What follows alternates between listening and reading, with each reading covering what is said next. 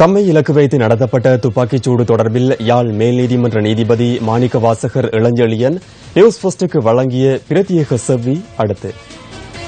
சம்பவம் இன்று 5:10 மணிக்கு நான் டெம்பிள் ரோட்டில் இருந்து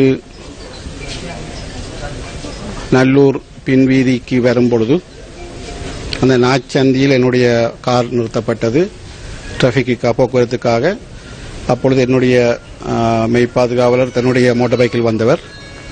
மோட்டார் பைக்கில் வந்து டிராபிக் வாகனங்களை நிப்பாட்டி என்னுடைய வாகனத்தை செல்வதற்கு அரேஞ்ச்மெண்ட் செய்யல.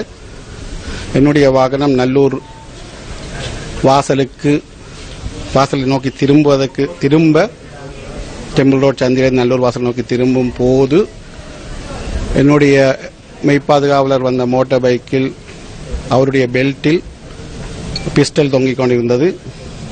அந்த பிஸ்டலை ஒரு சிவில் நபர் எடுப்பதை நான் பார்த்தேன்.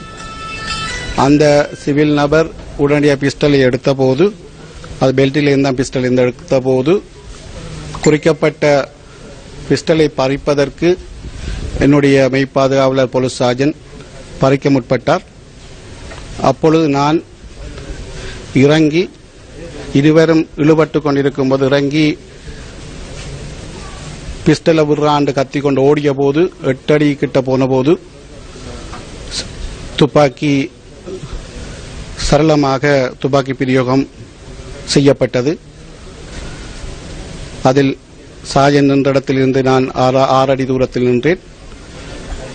துப்பாக்கி சாஜனுக்கு பட்டு மத்திய பக்கமெல்லாம் என்னுடைய பக்கமெல்லாம் திருப்பும் போது என்னுடைய மத்திய போலீஸ் கான்ஸ்டபிள் உடனடியாக ஓடி என்னை காருக்கு தள்ளிவிட்டு அவர் துப்பாக்கி பிரயோகம் செய்தார். அவர் செய்த துப்பாக்கி பிரயோகம் கோயிலின் பின்பக்கத்தில் இருந்த தகரங்களை துளைத்தது. வீதியில் இந்த சண்டை நடைபெற்றுக் கொண்டிருக்கின்றது. அப்பொழுது அவர் சிவில் நபர் மீண்டும் நான் இருந்த பக்கம் திருப்பி போலீஸ் கான்ஸ்டபிளை நோக்கி சுட்டார். அப்பொழுது போலீஸ் கான்ஸ்டபிளுக்கு தோள்பட்டையில் சன்னம் பட்டது. போலீஸ் கான்ஸ்டபிள் 3-4 தடவை சுட்டதை நான் அவதானித்தேன். அந்த சன்னம் அவருக்கு பட்டதா என தெரியவில்லை. ஆனால் அவர் நொண்டி நொண்டி ஓடுவதை நான் அவதானித்தேன்.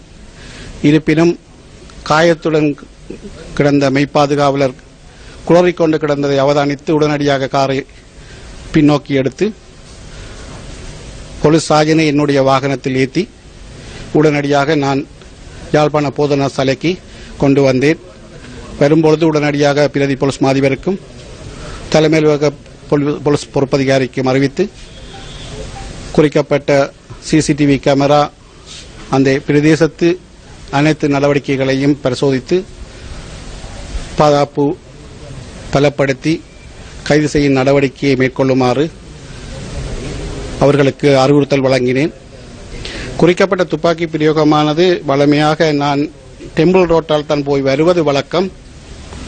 அந்த டெம்பிள் ரோட்டில் போய் வந்ததை அவதானித்ததன் அடிப்படையில் இந்த துப்பாக்கி பிரயோகம் செய்யப்பட்டிருக்கலாமா என்ற சந்தேகம் எனக்கு எழுகின்றது. ஏனெனில் அண்மை காலமாக நடைபெறுகின்ற பாரதூரமான வழக்குகள் அனைத்தையும் கையாளுகின்ற நீதிபதியாக இருப்பதால் அத்தகைய ஒரு சூழ்நிலை இருக்கும் என நான் எதிர்பார்க்கின்றேன். ஏனெனில் அவர் அந்த துப்பாக்கியை லோட் பண்ணின விதம் மிகவும் ஒரு அனுபவம் உள்ள ஒரு நபர் லோட் பண்ணிய அனுபவத்தை நான் பார்த்தேன். அந்த துப்பாக்கி லோட் பண்ணியவுடன் அவர்கள் சாஜன் மீது துப்பாக்கி பிரயோகம் செய்து மத்திய பக்கம் திருப்பி நான் ஓடிய பொழுது என்னுடைய திசை பக்கம் திருப்பி துப்பாக்கி பிரயோகம் செய்ய முயற்சித்த போதுதான் போலீஸ் கான்ஸ்டபிள் அவரை நோக்கி துப்பாக்கி பிரயோகம் செய்து என்னை காருக்குள் போகும்படி சொல்லிவிட்டு அவர் துப்பாக்கி பிரயோகம் செய்தார். அதில் இருவருக்கும் அந்த நாச்சந்தி நல்லூர் பின்வீதி நாச்சந்தியில் ஒரு 5 நிமிடம் துப்பாக்கி பிரயோகம் நடைபெற்றது. இந்த சம்பவம் சம்பந்தமாக விசாரணைகள் நடைபெறுவதாக பிரதி போலீஸ் மாதிபர் அறிவித்துள்ளார். இந்த விடயம் என்னை பொறுத்தவரையில் ஒரு நீதித்துறைக்கு விடப்பட்ட சவாலாகவே